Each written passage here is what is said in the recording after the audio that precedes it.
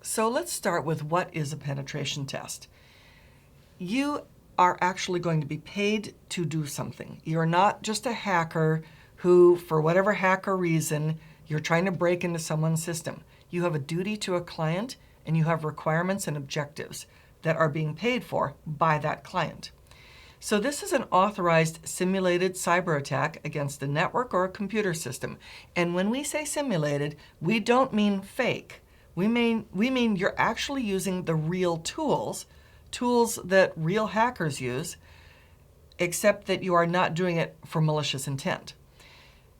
You will check what you discover to see if it's truly exploitable. You're going to check for exploitable vulnerabilities, and I want to talk more about that in just a moment.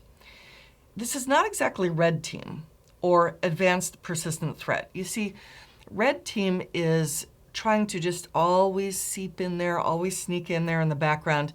You don't have that much time. You are time boxed as a pen tester. More on that in just a moment.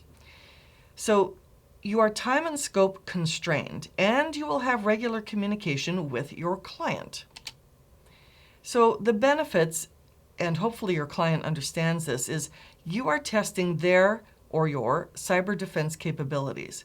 You're determining not only vulnerabilities, but also vulnerabilities that can be actively exploited. And there's a difference. I'll come to that in a sec.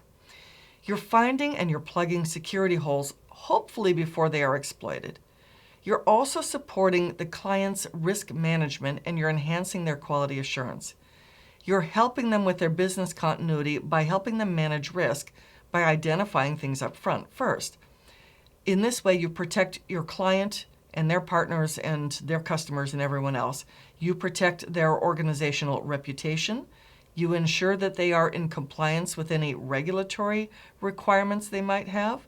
You help them maintain trust with all of their stakeholders, and you also help them understand return on investment in cybersecurity. Now, let's talk about the vulnerability test versus the penetration test. See, a vulnerability test, what you're doing with the vulnerability test, anybody can do this. You get a software tool, you run a scan against a bunch of computers, and you get this big old long list of discovered vulnerabilities. However, many of those will not be actually exploitable. There might be other defenses in place, or there may not be an actual exploit available to take advantage of them. So a vulnerability scan will turn up a big list of possible things, of identified vulnerabilities.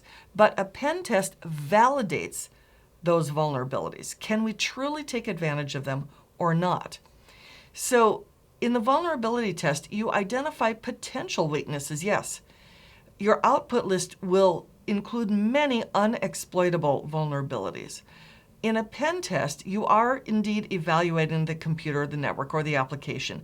You identify the potential vulnerabilities, but then you exploit the vulnerabilities to gain unauthorized access to the system or the data. And you'll use different means to gain access.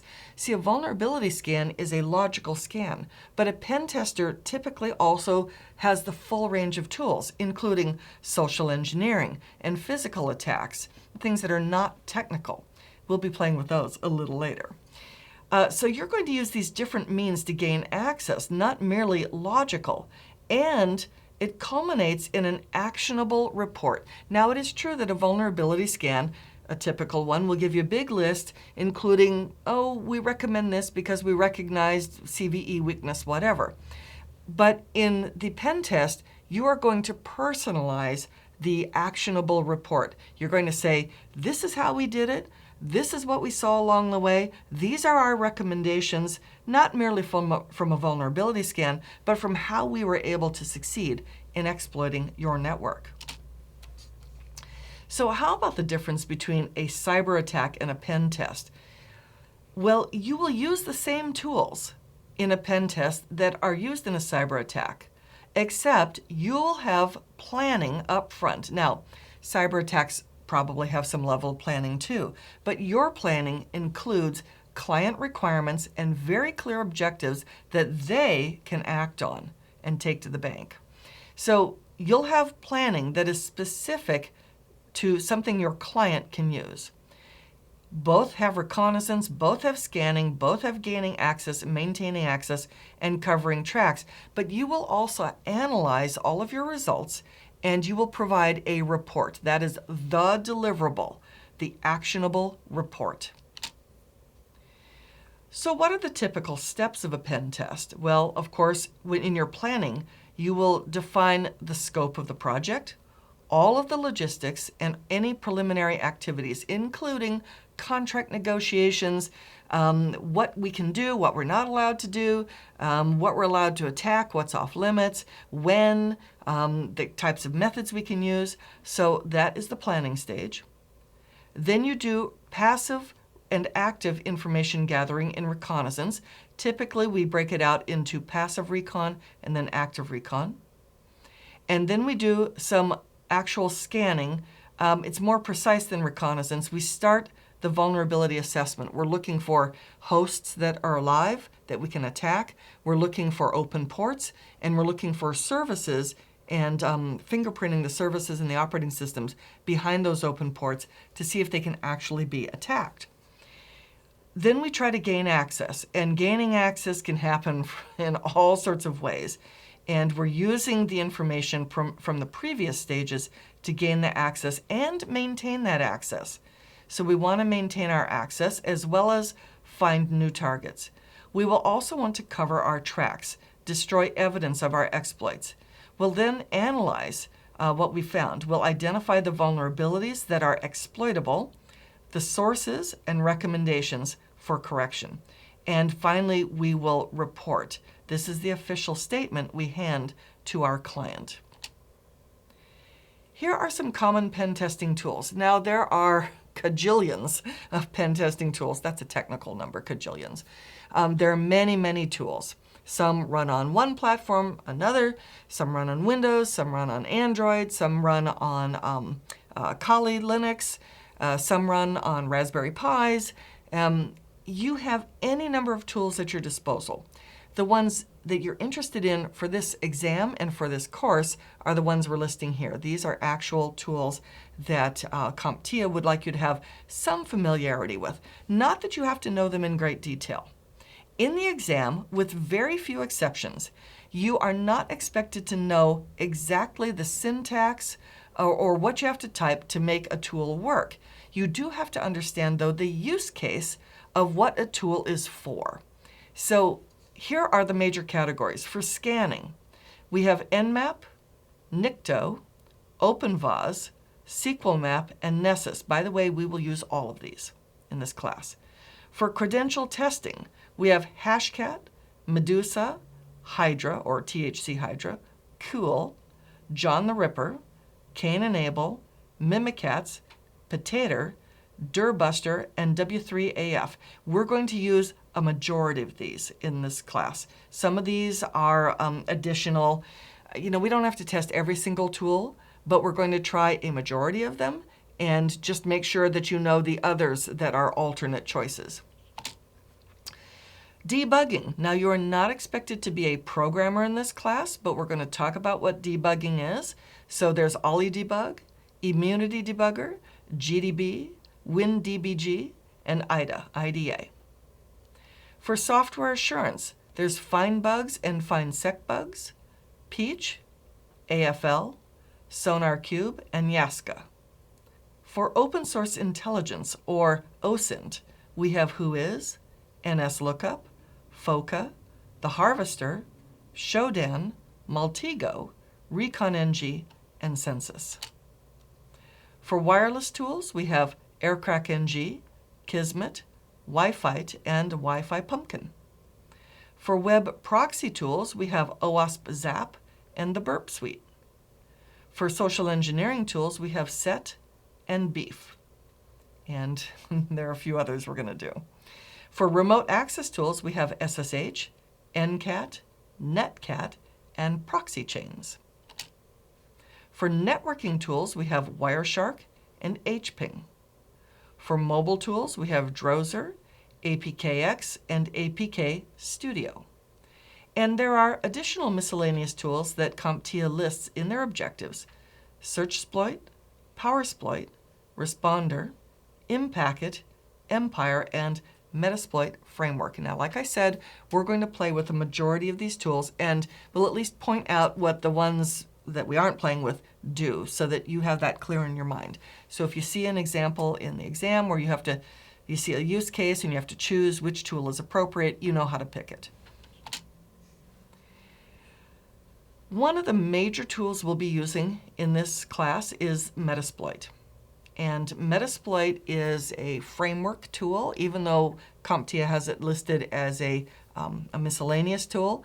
I really personally like Metasploit because it has the discipline of being a framework. You can import new tools, you can make your own tools, you've got tools that exist already, and they have a consistent interface. And the tools largely mix and match in the way you use them with the same sort of approach. Now, one thing you need to be aware of, and that we'll talk about in greater detail very soon, and we'll be doing in greater detail very soon, is how Metasploit works. Metasploit has a whole architecture to it, which this is not a Metasploit class, so we're not going to go deeply into that, but there are two things you need to know. You have a concept of an exploit and a concept of a payload. Now, the exploit is what gets you into the computer. The payload is the malicious code that you deliver that runs on the computer.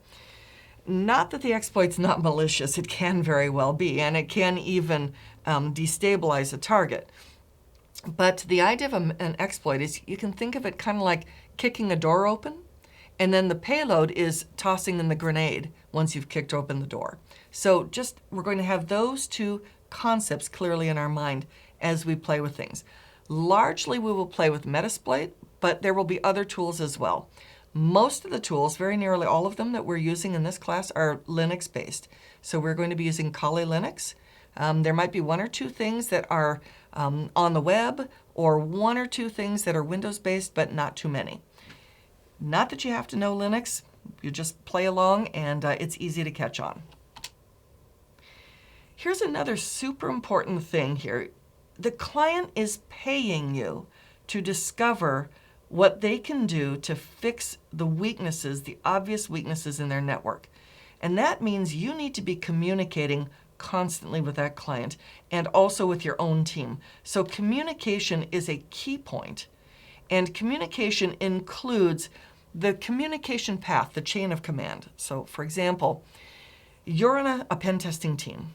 Your client will also have their own team. Now, the team may or may not include management or IT people. They may be blind to what's going on, but someone in the client is going to know what you're doing. They're going to know because they engaged you, they're paying you. And so there's got to be communication. There's communication within your own team up to a team lead. And there's communication between your team lead or supervisor with the client counterpart.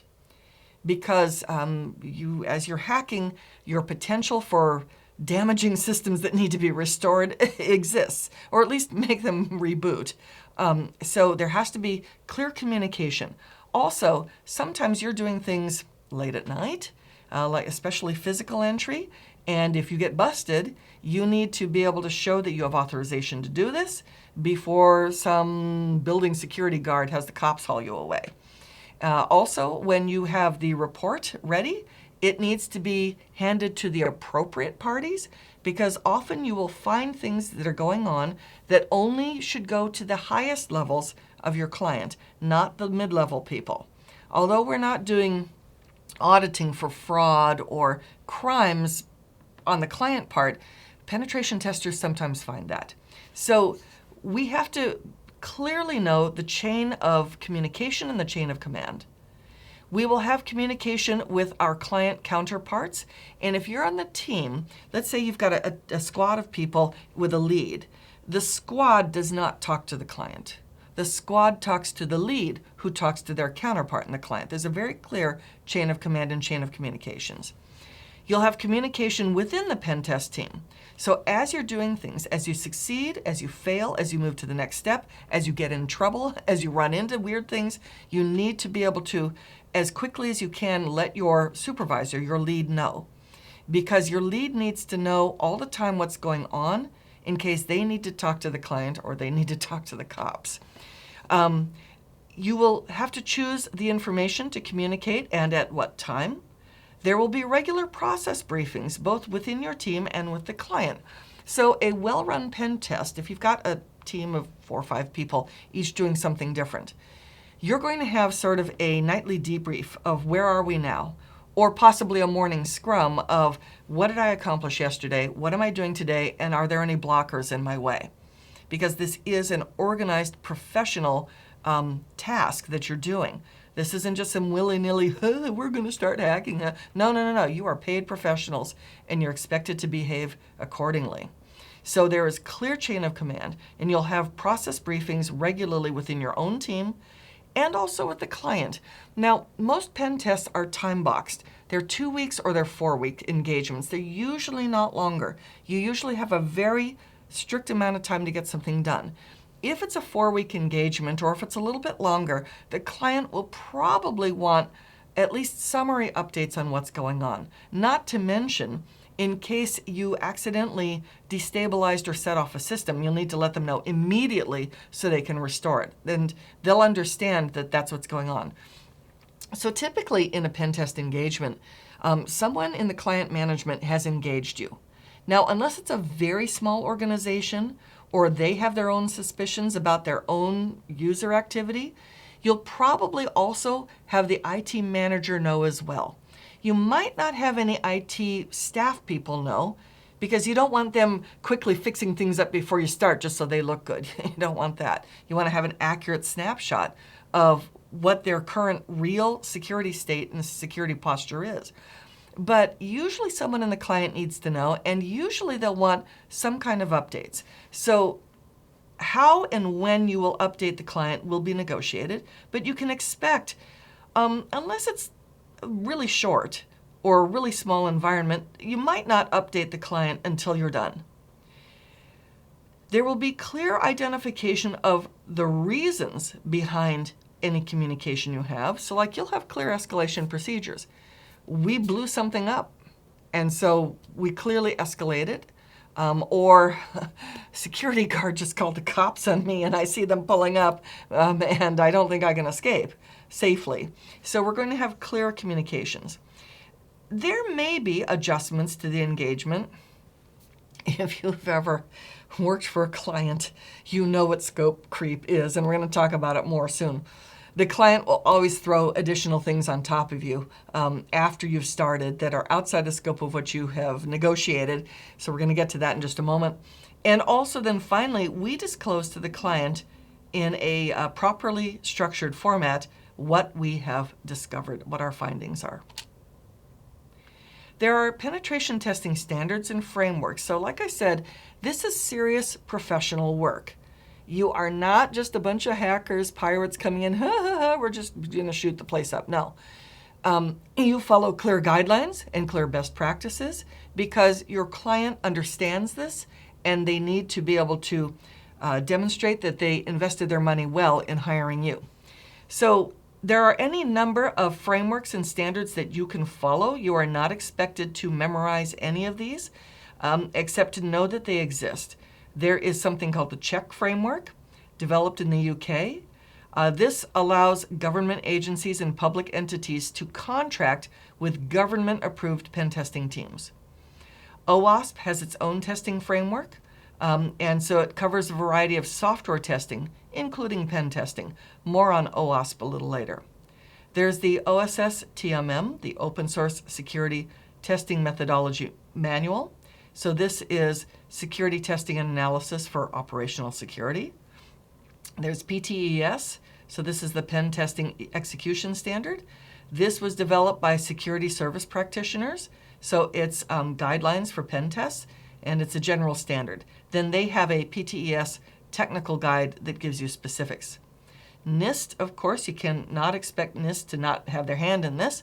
So this is the technical guide for information security testing and assessment developed by our National Institute of Standards. And so it's practical recommendations for designing, implementing, and maintaining pen test processes and procedures. Here are a few additional concepts that you need to just be aware of as a pen tester. Organizations will have policies. An organization that is well run from a cybersecurity perspective has a security policy, which includes acceptable use and how to access things and passwords and mobile devices and laptops and desktops and network. It'll include all these things. Organizations that don't start with a good security policy have trouble implementing consistent good security controls. Now, the word control is anything that is a countermeasure to any kind of threat, and a policy is the very first control because it drives everything else you do. It informs every decision you make from a security perspective. So an organizational policy, this is a formal statement defining how they're going to meet long-term goals. In the case of cybersecurity, it would, how are we going to meet our long-term security goals? Policies in general will cover security, privacy, compliance, acceptable use, and other topics. And pen test engagements need to be designed to support and coordinate with the client's policies, assuming, of course, that they have some. They might not have any. And that would be one of your recommendations right there. Security exceptions. Usually we apply security consistently based on policy. Some organizations allow particular individuals or particular systems to have exceptions to the policy for certain reasons. Maybe there are certain technologies that are older that can't comply, or there are certain people who need some kind of exemption for a good reason, and not just a political reason, not just, I'm the CEO, so therefore, I tell you, it's those C-level people that need to be protected the most, okay? So they need to be in compliance the most. The exceptions you have to determine, and the client actually, not you, not the pen tester, will determine if security exceptions are within or outside the scope of the engagement. It's something you have to discuss with your client. We also have something called network access control. NAC is sort of a general term that includes software, hardware, policies, protocols that determine how a device is allowed to connect to a network. Small organizations might not have NAC in any way, shape, or form, but medium-sized or larger organizations might have a NAC policy server, and the products, it depends. Like in Microsoft, it's called the NPS, the Network Policy Server. Basically, before a client device is allowed to connect into the network, like they're coming in on a wireless access point, or they've plugged into a switch, or they're coming in by VPN, that's typically how it goes. They're put on hold by that device, like the switch or the access point or the VPN server puts them on hold until the client device can prove health, and what that and there are whole sort of topics on this that are beyond the scope of this class. But basically, the device is interrogated. It has a little agent software running on it that will say, my firewall settings are this, my latest patch level is this, my antivirus update was this, and a few other little compliance things.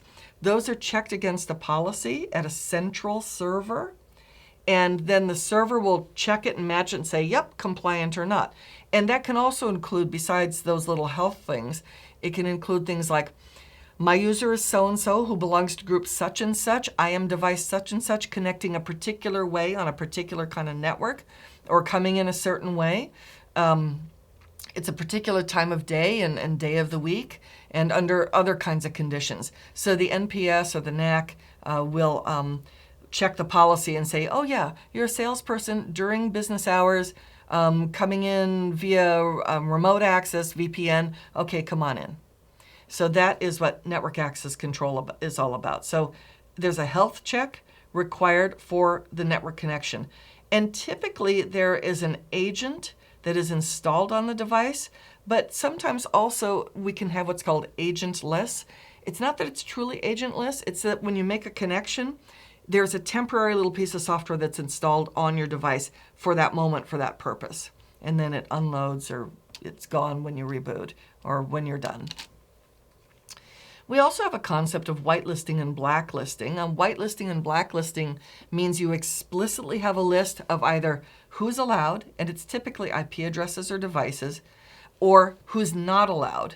And whitelisting and blacklisting could also be destinations, destination websites, email addresses, usernames. So when we have, and it can also include applications. You could whitelist applications when you're creating a website and say only these certain web apps are permitted to run, or only these certain things are permitted to run. It's so that you can very explicitly state what's permitted and what's not permitted on either your network or your website or running on a device. So that's the concept of whitelisting and blacklisting. We'll talk a little bit more about those later. And then there's the idea of certificate and public key pinning. Pinning is we associate a host with the certificate that we expect. Now, a certificate, and you should know this from other classes, is a public key on a file, on a document. It has a little bit of associated metadata, and it has an associated private key. The public and private keys are merely numbers that are used for encrypting and decrypting. And cryptography is a whole topic in itself that is studied in other classes. You're expected as a pen tester to already understand these things. So certificate pinning is we have an association. A host is expected, in other words, like a website or a server we connect to, is expected to have a particular certificate so that it can't be swapped out, like, say, in a man-in-the-middle attack. Once that certificate has been assigned to that host, we don't need to verify it anymore. So in this case, it sort of bypasses the whole certificate authority hierarchy with the top level certificate server and then intermediate servers, etc. It kind of bypasses this whole thing with the chain of trust. It's not that it bypasses it, it's just that we don't need to re-verify against that whole mechanism. So that will save on performance. And also, because we have a certificate that we expect, it is going to help deter man-in-the-middle attacks. We will be playing with man-in-the-middle attacks a lot. It is used to secure wireless channels and protect VPNs, SSL, TLS vulnerabilities, protect us from those vulnerabilities. So let's move on to engagement planning, the next topic here. Let's talk about scope, end goals and deliverables, assessment types, threat modeling, scheduling, and the scope checklist. So scope is how much are you going to get done in this engagement? It's like, what are we covering? Are we covering every single site that this company owns? Are we covering just one site? Are we covering only servers? Are we covering every workstation? So scope, this is a crucial step in contract negotiations. If you don't negotiate scope properly, the client will take serious advantage of you. You need to be very clear on explicitly what are we going to test and in what way, and that's it. Because they'll keep on trying to throw more on you, and that will disrupt you. And they'll throw more on you and probably not want to give you any more time, right? They certainly won't want to pay any more money. So scope is super crucial. It defines the boundaries of the engagement. What specific systems will be tested, and to what degree they'll be tested, and this is how we will focus our time. It forms the basis of your statement of work, which is a contract document. It defines the appropriate targets and the limitations. And then it helps you to determine what are you going to do when something outside scope is discovered. So then it will help us determine how do we respond and escalate. Because when you're in the middle of pen testing, chances are good that you will discover things that are serious, that need additional investigation. Like maybe you're seeing an ongoing activity, or maybe you're seeing a serious vulnerability that is outside the scope, the realm of the things that we were looking at, that we had agreed to look at, but you've stumbled upon something. And if it's outside of scope, then how are you going to deal with it? You are not supposed to just go and do it and then tell the client as a freebie. You are supposed to inform your lead, who informs the client and says, we found something really serious out of scope. What do you want us to do about it? And you got to make sure up front that these out of scope things, that they're billable. And then so that the client just doesn't go, oh, go ahead and do it, and if you need an extra day, yeah, well, that extra day I'm paying people, okay? So you got to make sure that things you discover that are out of scope can be covered. Because there might be some things that in your own personal integrity you go, we can't let this lie. We got to deal with this because the client is at serious risk. And so you have to have that covered.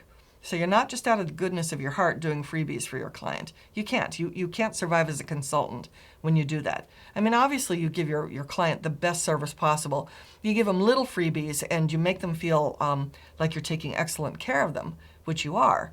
But you're not doing free work for them. That's just not how business goes.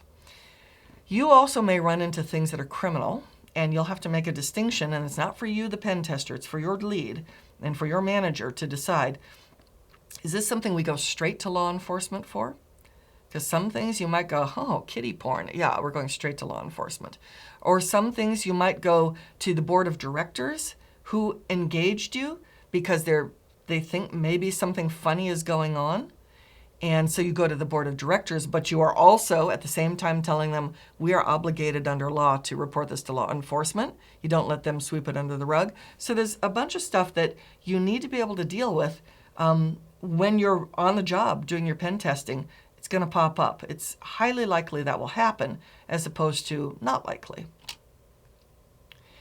In the end, you have end goals and end deliverables. First of all, you need to identify why they even need to test. Are they trying to stay in compliance with some kind of legal requirement? Or do they want to improve their organizational security, or both? The end goals might be adjusted during the scoping process, because as you negotiate with the client, they say, oh yeah, and this, oh no, forget that. So the end goals might slightly be adjusted from what you originally thought. The main deliverable is, of course, an actionable report. It describes all the tests you performed, all the vulnerabilities identified, including the ones you were able to exploit with proof of your success, your analysis, and your suggestions for correcting or mitigating the issue. So an actionable report. And another thing is, typically penetration tests, they should be, your report should be something that includes a narrative that can be certainly followed by reading and possibly reproduced with every single step that you did. Now, in some cases, you might not be able to reproduce it, but they need to be able to follow it on a technical level and say, oh, I see, including all the steps that you took. And so that will be part of your actionable report. And you'll need to be able to translate technical findings into potential organizational risk. So one thing you'll also do is rank the threats. So we discovered these threats, and based on our ranking of this, like probability times impact, or by CVE scoring or something like that, we rank these as a 10 on a 10 scale, a 9 on a 10 scale, a 7 on a 10 scale. And typically most people in your industry, 8 or above would want to fix this within the next couple days. Or so you have to rank the threats so that they understand from a business perspective how to deal with it, how important it is. There will be some special requirements. The client may have their own requirements. Typically they'll want proof of success, but also they'll, besides proof of success, they'll want you to address things that have already happened to them. Like, we got hit by phishing once. Can you find out whether or not our people are still susceptible to phishing? We had some training. We don't know if it worked.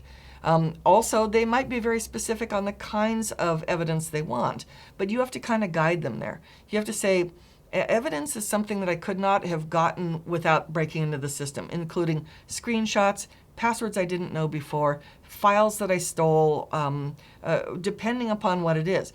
They might even say, they might be a health organization and say, we had some private client data leak out onto the internet. Can you show us whether or not you can exfiltrate or steal private patient data? I mean, obviously don't put it on the internet because you're under NDA and you're under HIPAA regulations, but can you prove that? So very often those client special requests will address the fears in their own mind or the things they've already experienced.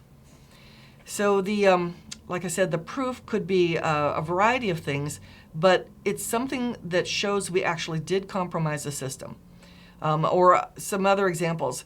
Determine the percentage of employees who are still susceptible to phishing, or determine if confidential information can successfully be leaked out of the network, or determine if you can actually clone our RFID badges, or they might not be that technical. It might be more like, can you really get into our server room, or can you really get into our warehouse at night, or those kinds of questions. So for the assessments that you do, there are two basic approaches.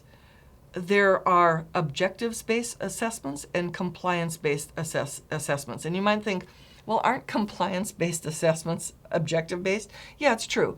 But in this case, objective-based means we have specific targets. There are no legal requirements, no regulatory requirements, but we need to try to do these various things to test security.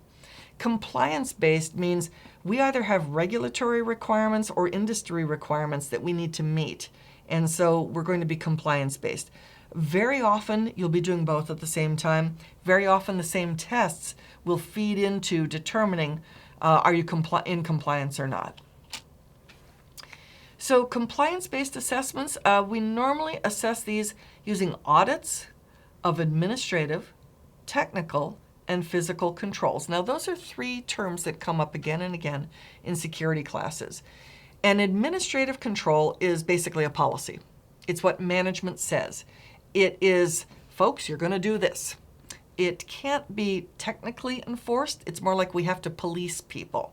So, folks, you're not going to allow people to borrow your badge, or you're not going to share your password. So these are things, now there are some technical ways to get around certain things, but mostly administrative controls are policies that have to be policed by management. Technical controls, also known as logical controls, are the things that we can implement, like password policy. And these are things we can implement on servers and network devices. Access control lists, requiring people to use two-factor authentication. These are technical or logical controls.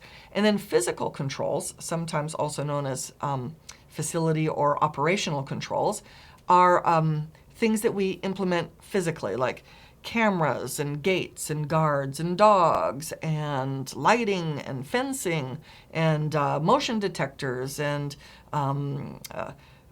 RFID badge readers and that kind of thing, cipher locks. So those are the physical controls. Compliance-based assessment, obviously because it's regulatory or industry-based, will be more important. It'll take precedence over any organizational policy. The company may have an organizational policy that says, yeah, you can do this, this, and this, but there may be a regulatory requirement that needs to be stricter.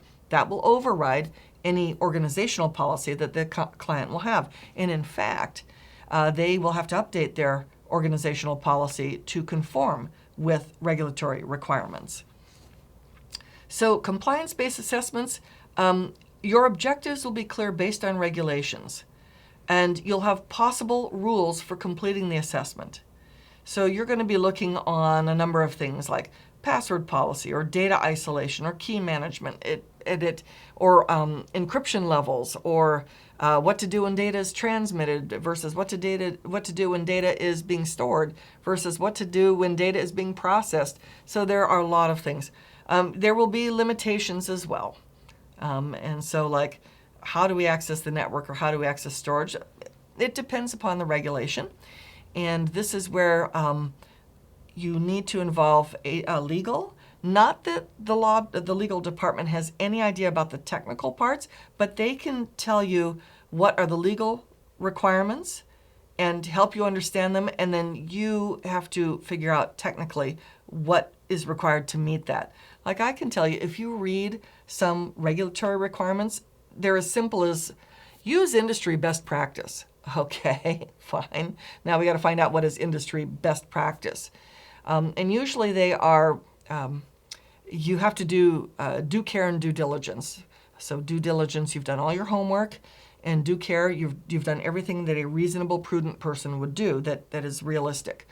But some of them are very explicit. Some of them are like, you have to have 256-bit encryption using AES. So it just depends upon the regulation. So there are three basic approaches to testing strategies: the black box, the gray box, and the white box. The black box is just like you're an outside attacker. You have no or very little prior knowledge of the network that you're attacking. So basically it's zero knowledge. You must gather information about the target and verify the scope. You are basically simulating the same position as an outside attacker. In a black box test, very few people will have knowledge that you're doing what you're doing.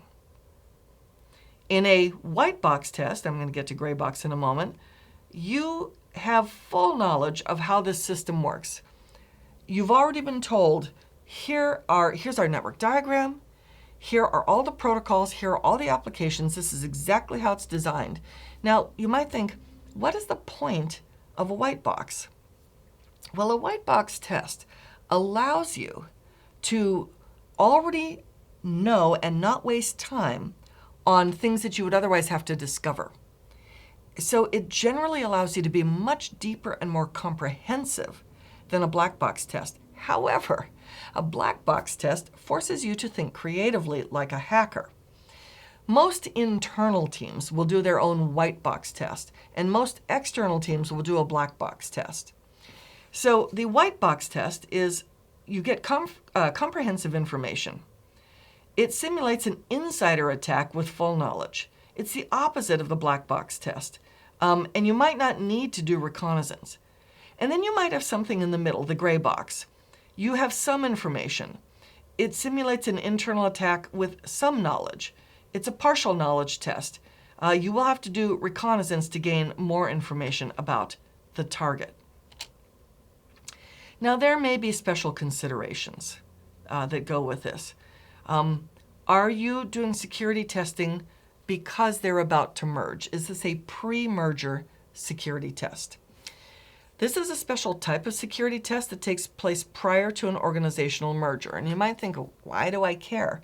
Well, I can tell you, if we were acquiring a company, I'd want to know up front before we let them connect to our network, like maybe our network's in good shape, but don't know about those guys. We'd want to have a full audit of them just to know what needs to be fixed before we can merge our networks. So that would be super important. We don't want them bringing in all their problems and thus making us vulnerable. And in fact, what you should do when you are about to merge with somebody, not only should there be security audits on both sides, just so that they can feel comfortable as well, but also you should treat each other as an untrusted network with a firewall in between until you slowly start absorbing them into you or you into them. There might also be supply chain security testing. I mean, we've certainly had examples, high-profile examples in history, where a vendor or a manufacturer accidentally let viruses slip into their software, or there was already some kind of hack in their hardware. And so, what kind of security testing for all of our supply vendors? Probably unless they are doing something specifically for you that is custom made for you, probably can't do much except ask to see their latest audit or trust them.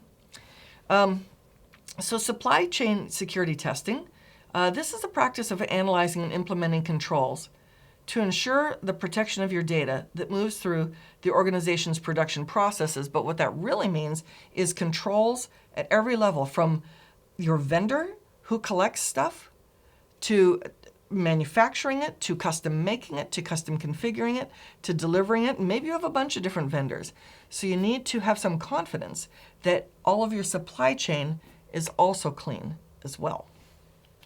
So the next thing we're going to talk about is threat modeling.